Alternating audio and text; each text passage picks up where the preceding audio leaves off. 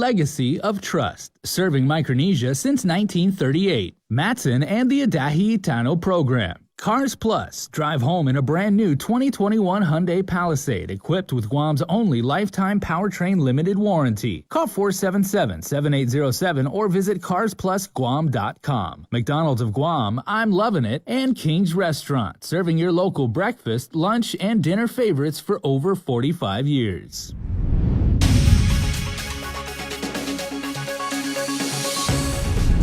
Coming up on Primetime, closing statements were made in the federal drug defendant Mark Mayo's trial this morning. Adriana Cotero brings you the very latest from court. Plus, is the goal of herd immunity by Liberation Day even possible? Peter Santos has that story.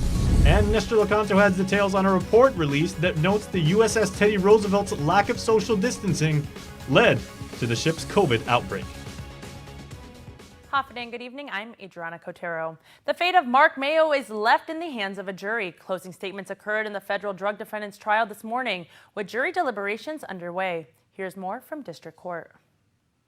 A federal indictment charges Mark Mayo with count 1 conspiracy to distribute meth and count 2 attempted possession of meth with intent to distribute. It's up to a jury to decide whether he is guilty for the offenses. It was from April 2018 to May 2018 that Mayo allegedly conspired with others to include drug lord Lavilia Mendoza to mail in a package containing over 400 grams of meth. On May 10, 2018, the feds intercepted the package and made an arrest on 2 other federal drug defendants for their role in the crime. Mayo is the lone defendant to assert his innocence in the case. Prosecuting the case, Assistant United States Attorney Laura Sambataro has brought forth evidence portraying Mayo as an asset to Mendoza. In closing statements, Attorney Sambataro went through how the evidence proved 4 points, all leading to Mayo's relationship with Mendoza to be strictly business. The 4 points include: 1, there was an ongoing conspiracy to distribute meth. 2, Mark Mayo was a member of the conspiracy. 3, the attempted receipt of the package on May 10th was in furtherance of the ongoing conspiracy to distribute meth. And 4, Mark Mayo knew what he was getting into when he agreed to the hot potato plan of picking up the package off the side of the road from 2 other defendants, Daniel Pangilinan and Joseph Roman, in an effort to keep it away from the feds. The government went on to explain Mendoza's drug-dealing organization, referring to Mayo as one of her boys. As stated in court, Mayo worked his way up to moving an ounce of meth for $7,500, and he was one of Mendoza's top sellers, able to make $20,000 or more per week. As a member of her organization, Mendoza used connections to protect her assets. Sambataro stating that the boss gave the former mayor of Jontnia, Jesse Blas, bribes to pay off Mayo's warrants and keep him out of jail. Quote, it's an interest for him to stay out of jail because he is selling meth for her, unquote. The government's roughly hour-long closing statement concluded with Attorney Sambataro stating that the case involved over 400 grams of meth to be distributed into the community. And the evidence shows it was part of a business that has grown incrementally over time, with Mayo as a member of this business. And the community deserves a guilty verdict on both counts. On the defense, Attorney Roland Mantegnonia has argued his client was used in this conspiracy and was unaware of what the package contained. He maintains this argument throughout his closing statements, as Attorney Mantegnonia says Mayo was a gopher, who Mendoza called upon to do her dirty work. Further, the defense shifted the focus, stating, quote, this case is not about Mark Mayo. Mark Mayo is a nobody. You must have wondered why the mayor of Jontnia was in this case. Because, ladies and gentlemen, this entire case revolved around the mayor, unquote. Mantegnonia explained how the feds were delving into public corruption cases throughout the government of Guam and wanted evidence to convict the former mayor of Jontnia, Jesse Blas. And for this reason, they did not arrest Mayo until they found out about the warrants. Mayo was arrested on November 19, 2019, and as reported, Blas was arrested nearly 2 months prior in September 2019. Blas was sentenced last month on extortion charges for allowing drug trafficking through village mailboxes in exchange for bribes. As stated in court, Mendoza was a former girlfriend of Blas. The defense was quick to point out the ringleader's connections, as mentioned during trial, to Blas, Guam's probation office, Superior Court Marshals, the Guam Police Department, and GPD's Mandana Drug Task Force. Mantegnonia ends his closing statements with saying that the government has not proved beyond a reasonable doubt Mayo is guilty of this crime. And even after a thorough investigation, none of it will lead to Mayo knowing what was inside the package and find him guilty of the 2 charges. As for the public corruption allegations being made regarding GovGuam agencies, KUAM is awaiting a response from the judiciary, and we have reached out to Adaloop Communications Director Crystal Paco San Agustin for a comment. As of news time, we have yet to receive a response. An update on yesterday's auto pedestrian accident that occurred in Jico. According to Guam Police Department spokesperson Sergeant Paul Tapao, the male victim is in stable condition. As reported, the Guam Fire Department received the call at 4:43 p.m. of an unconscious and unresponsive male at the entrance of Westick Road and Route 1. The man was transported to the Guam Regional Medical City. GPD has yet to provide any information regarding the cause of the accident. And a grand jury indictment charges Larry Gagin with murder as a first-degree felony with a special allegation for possession or use of a deadly weapon in the commission of a felony attached, along with several other offenses. He was arrested on January 25th for the fatal shooting of Jarek Inchenko. The incident occurred the day prior at a makeshift structure in Dededo. Gagin and the victim were close friends. However, a fight ensued, and according to court documents, the defendant stated he was defending his family when he shot the victim in the back. A $250,000 cash bail has since been set. In addition to murder, the indictment charges the defendant with aggravated assault as a second and third-degree felony, with the special allegation attached. Possession of a firearm without a valid firearms identification card as a third-degree felony, and possession or ownership of an unregistered firearm as a third-degree felony. He is summoned to appear for an arraignment hearing in Magistrate Judge Jonathan Kwan's courtroom tomorrow at 3 p.m. A lack of social distancing aboard the USS Teddy Roosevelt is what led to the COVID outbreak aboard ship. That was among the key findings in the Defense Department Inspector General's report released today. Nestor Lecanto has more. The Inspector General's report placed the blame squarely on the commanders of the nuclear warship. It found that, quote, the ineffective implementation of social distancing and the premature release of sailors from quarantine were primary causes of increased infection on board the ship. The report said leadership also allowed social gathering areas to remain open and continued to conduct urine tests for illegal drugs instead of addressing the threat posed by the new virus. The IG said the Navy had appropriate plans to counter a potential outbreak of an infectious disease, but the measures were not fully implemented. TR Commander Captain Brett Crozier warned of the outbreak in a letter leaked to the media, but he was ultimately still relieved of his duties, and former Navy Secretary Thomas Modly also resigned as a result. The ship was forced to make an unscheduled port call on Guam and spent many weeks docked here for testing and medical observation. More than 1,200 sailors, or 27% of the 4,800 crew, tested positive for COVID. One crew member died at the Naval Hospital, Guam. Governor Leon Guerrero had also approved the Navy's request to use local hotels as quarantine facilities. The IG recommended that the Navy update its policy and draft a plan of action to carry out biennial exercises on pandemic influenza and infectious diseases. For Guam's News Network, I'm Nestor Lecanto. While vaccines sit on shelves or go to waste across the country, we're looking at a different problem here. Public Health Chief Medical Officer Dr. Felix Cabrera says the problem is we aren't getting enough. Peter Santos reports on the race to vaccinate to accomplish herd immunity by Liberation Day. Since the first dose of the Pfizer-BioNTech COVID vaccine was administered on island, we've heard a lot about herd immunity. The goal being to get enough people immunized so the virus will subside with the lack of susceptible hosts. In the early stages of public health's vaccination efforts, it was projected that the island could possibly reach herd immunity by summer of this year. But now it's looking like that timeline might be pushed back quite a bit. DPHSS Chief Medical Officer Dr. Felix Cabrera. At our current rate, we'll be lucky to if we're not being allocated any more than we currently are, we'll be lucky to reach it by the end of the year. According to Cabrera, it's an issue of supply and demand. We are not going to make it to July with our current allocation. And that, again, was the statement about the federal government being the rate limiting step, not us. And so for us to achieve it, they have to step forward and they have to come up and give it to us. And that's why we're trying to make the strong argument that we're not like these other states where there's vaccines sitting on the shelf and just not getting into arms. We are putting them into arms. So give them to us. And let's have the United States have a big win with the Mariana Islands, and where we're actually going to achieve herd immunity before any other jurisdiction. Cabrera says that Governor Leon Guerrero is currently in talks with General Perna of Operation Warp Speed for an additional 40,000 doses of the vaccine a month. And he's crossing his fingers because with the way things are going, the allocation rate we're getting right now, we will get approximately 136,000 vaccines. Okay. And then that's only 68,000 persons we could fully vaccinate. Public Health's Annette Uggins says they're hoping to add to their list of COVID vaccines to help make up for our current allocation numbers.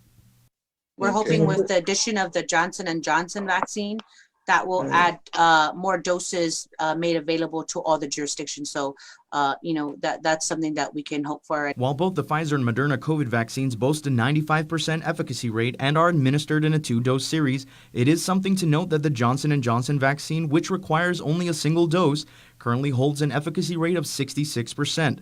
Last week, the company filed for emergency use authorization and is currently under review by the US FDA. For Guam's News Network, I'm Peter Santos. Senators did not delve into the specifics of a complaint lodged against certain public health nurses accused of inappropriate behavior at the GovGuam quarantine facility. The issue remains under investigation. Speaker Therese Terlahi said during last night's oversight hearing she was still waiting for a report from the director. And Public Health is currently working on finalizing additional precautionary steps that might be implemented for individuals entering Guam seeking an exemption. Speaker Therese Terlahi inquired about the exemption for critical service workers during last night's oversight hearing. Public Health Director Art St. Augustine. But there are a step or two that we're considering at this point that we would add on to those that are given an exemption as a critical service worker, I think is what we are speaking of, Madam Speaker. And so then we would have added steps that would require those under that status who are granted that status that they would have to be required to be added onto their status. St. Augustine did not specify what those additional steps are because they are still in discussion, and he doesn't want to mislead the public at this point. Critical service workers who meet the criteria for exemption are allowed to home quarantine so long as they have a negative PCR test. They are allowed to go to work under restriction of movement order. Once they're done with the work, they are to return home. Public Health does have a travel home quarantine team that monitors these individuals, and so far they have not found anyone who has violated the restriction of movement. During Monday night's oversight hearing, the legislature was informed about recent Biden administration directive that FEMA will pay up to 100% federal funding for the cost of activities previously been determined eligible since the start of the COVID pandemic in January of last year. Senators Frank Blas Jr. and Tony Ada agree that's good news, but hopes GovGuam has the paperwork to justify the expenses and reimbursements. We got to make sure that all of this information and they fit in these blocks and they fit into these silos that occur. Because here's a concern that I have is that while we're 100% federally, 100% reimbursed by FEMA, FEMA will not reimburse us for the CARES Act money, another federal funding source that we used. They will reimburse us for the local monies that have to be used in this effort. And so it's going to be interesting to find out in these reports. We made these purchases, we did these services, we stood up, this process, and this was the funding source. This was the funding stream. Then we can go in there and say, CARES Act took care of this. That other federal grant took care of this. And if we didn't spend any local money, we're not getting reimbursed on anything. The president's directive also allows FEMA to expand activities eligible for reimbursement for work conducted after January 21st, 2020 until September 30th of this year. Public Health is waiting for the results of 20 samples sent off island for genomic sequencing. Half of these samples are from the community, while the other half is from the government quarantine facility. Chief Medical Officer Dr. Felix Cabrera says this is in part of the effort to be vigilant against the variant and also to see if any new strains have breached our borders. So yeah, we're going to be doing that basically about every 2 weeks. We're going to be sending samples to the CDC. And I believe they're not going to restrict us to 20 samples this time. We may be able to send more. And again, we'll send an equal share from the quarantine facility and from the community. And so they'll be very randomized so that they're a good representation, and so that we can have a better chance. I wish we could send them all, but that's not the case. Dr. Cabrera says they are hoping to get the results from the first set of samples by next week or the week after. Public Health, in collaboration with the Mayor's Council of Guam, continue homebound vaccinations this week, and the village of Sinahanya is already complete. A total of 19 homebound residents received their first dose of the Moderna vaccine on Friday and Monday.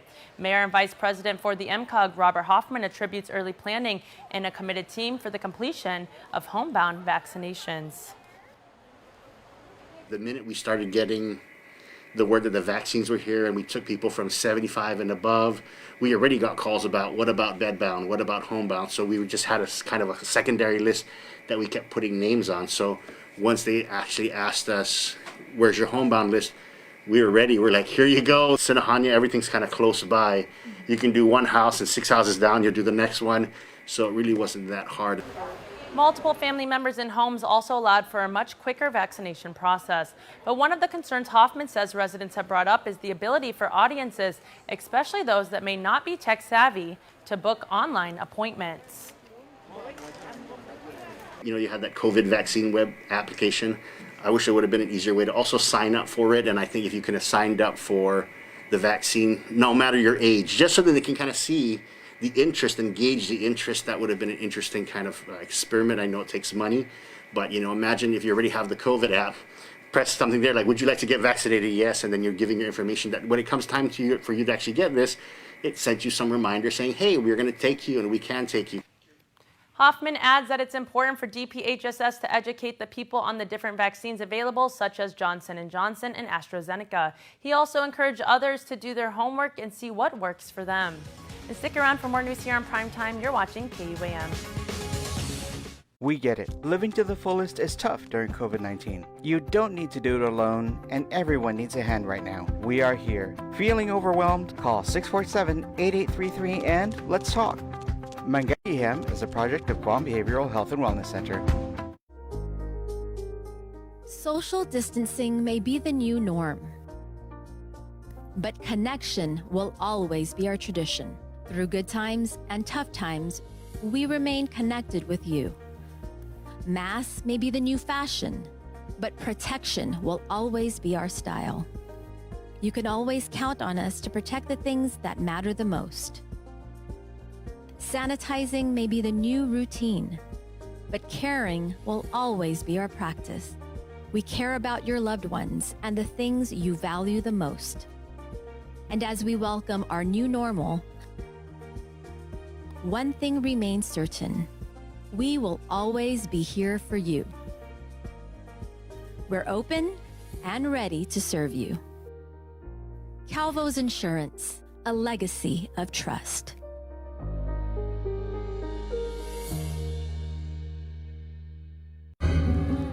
So long, nacho fries. Whenever Taco Bell takes them off the menu, he can't escape the cravings. Nacho fries. Escape your cravings with our nacho fries box. Run to Taco Bell.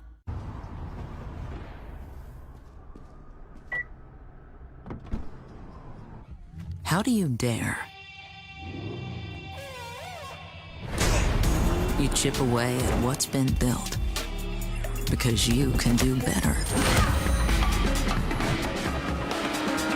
How do you dare? You chase away wrongs to make room for what's right. You. How do you dare? You stand while they sit and scream when they are silent. You combine your strengths to reject their weakness. You step up, stand out, and shape a new point of view. How do you dare? This is How You Dare. Introducing the all-new Elantra.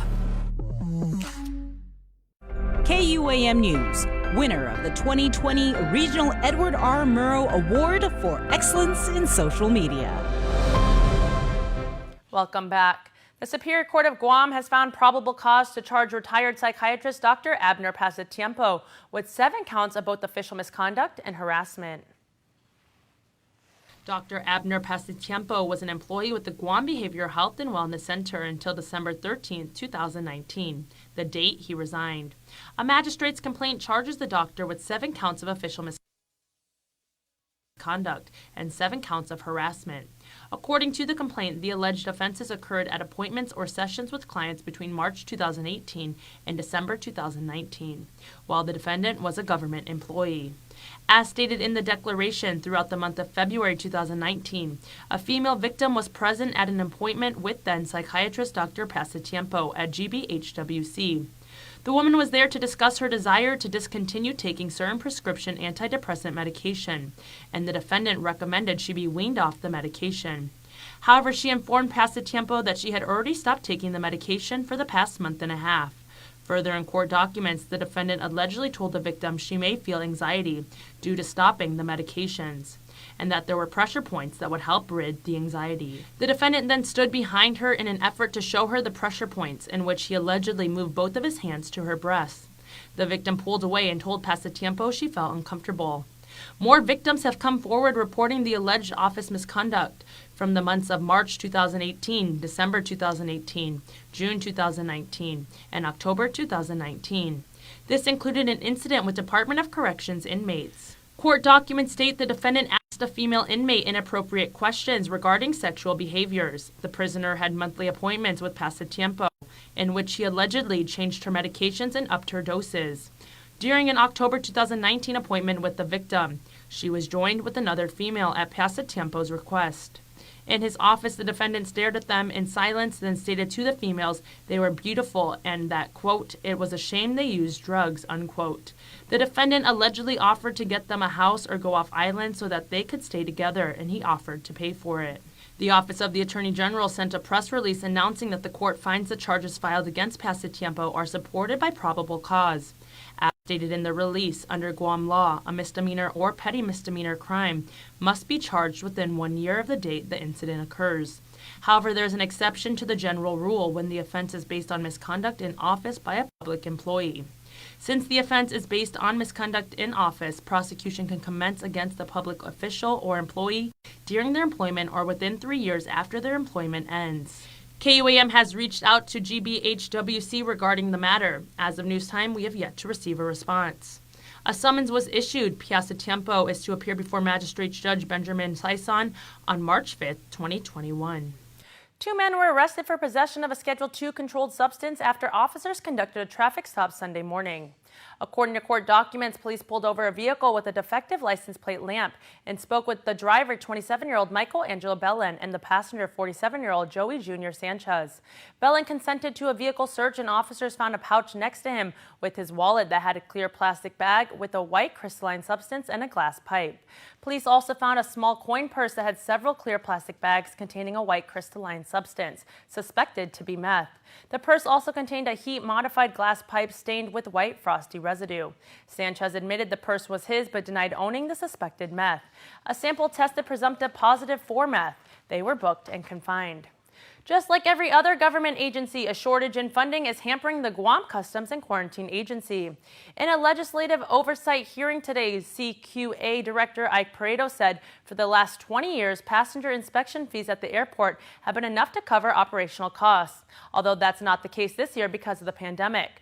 But he says the perennial problem is that they have never had any additional funding to recruit more officers. Is being allowed for every fiscal year is dependent on how much we collect.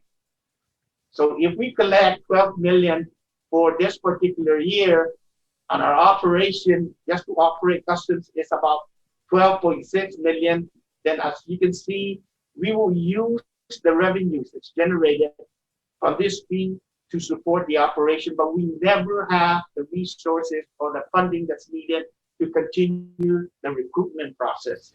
Pareto adds that another long-standing issue is maintaining staffing levels is that many customs officers who receive training through Guam Customs later transfer to higher-paying jobs with the federal government. Abandoned vehicles and white goods are some of the biggest eyesores you'll see as you stroll through Guam streets.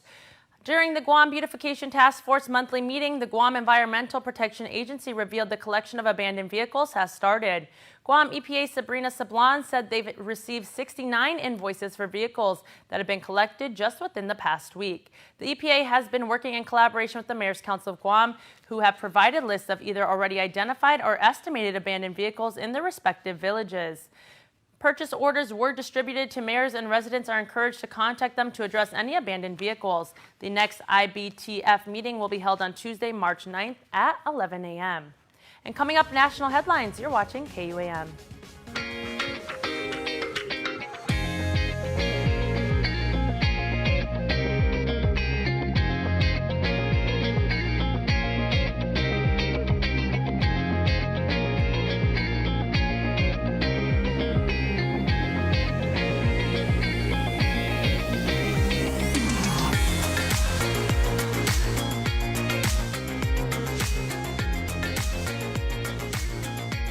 Your community calendar is brought to you by Taco Bell. Whether it's your first meal or your fourth meal, we've got you covered. Taco Bell, live Mas.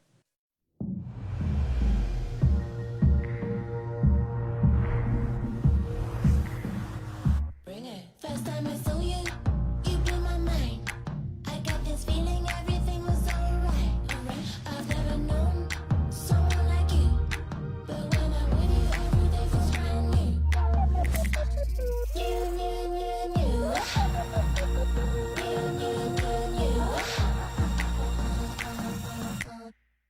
Our new McDonald's Spicy Chicken McNuggets are just the right amount of spicy. A small to medium Sprite kind of spicy. Let's get a McFlurry after this kind of spicy. But if you get the mighty hot sauce, it's a napkins up for foreheads now kind of spicy. This came from McDonald's kind of spicy? Because our Spicy Chicken McNuggets, breaded in tempura and made with cayenne, are just the right amount of spicy. Unless you remember what I said about the sauce. Ba-da-ba-ba-ba. You can't test this. Introducing the new contactless debit card from Bank of Hawaii. You can't test this. For a safer and faster way to pay. You can't test this. Just tap, pay, and be on your way. It's that easy.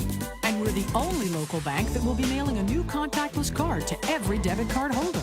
Because when it comes to our commitment to helping you bank safely, as the song says, you can't touch this.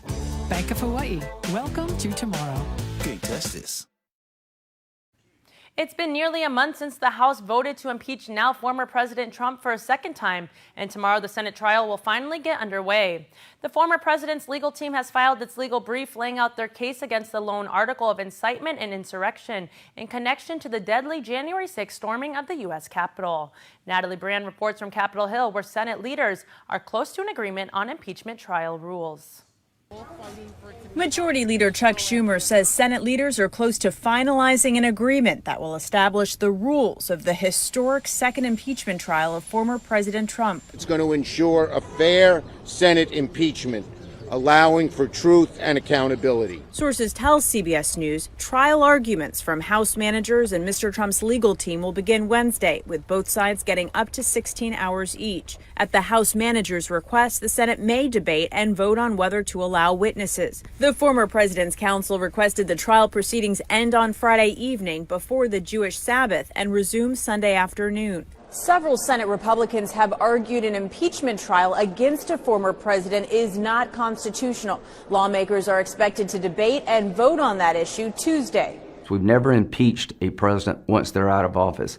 I think this is a very bad idea. In a newly filed brief, the former president's legal team also makes that argument, saying the trial would be nothing more nor less than the trial of a private citizen by a legislative body. But Democrats and a number of legal scholars believe Congress does have the authority to move forward with the trial. I don't think our job ends just because the president has left office, in part because impeachment comes not only with a provision to remove an official from office, but to disqualify them for future office. Mr. Trump's team also claims he was afforded no due process. House managers disagree, responding in their own brief, saying the former president rejected the opportunity to testify voluntarily under oath. Natalie Brand, CBS News, Capitol Hill.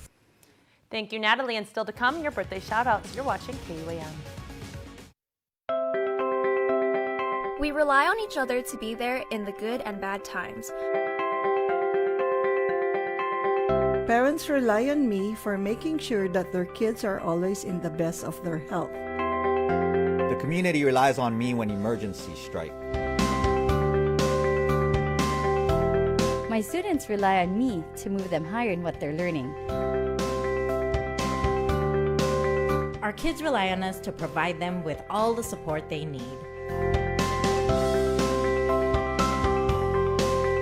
For keeping us in touch every day, For every call and schedule I receive, and for every emergency I respond to. And with my need to respond in the timeliest manner, To keep my knowledge updated. For keeping us connected every day, we only rely on Docomo Pacific.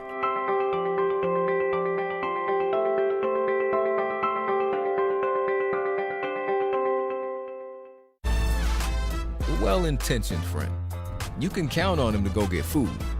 Gas, not so much. At least he's also a I brought a taco and burrito cravings pack friend. Only at Taco Bell.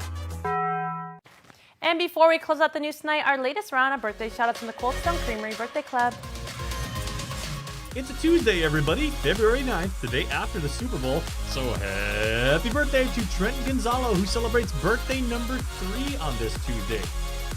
Love Traden, Tristan, Trevin, Trinity Joy, Mom, and Dad say happiest of 3rd birthdays to their beloved Trent Vince. And Valerie Manning. Happy birthday to our sister in Florida. We love and miss you very much. From all your family here on Guam, we wish you many blessings on your special day. Say Benny Jr., Trish, and the boys. Remember, you can be part of the Cold Stone Creamery Birthday Club by registering online on KUAM.com. Please make sure to include with your photo your name and birthday. That's going to do it for us here on Prime Time. Thank you for watching and have a good night.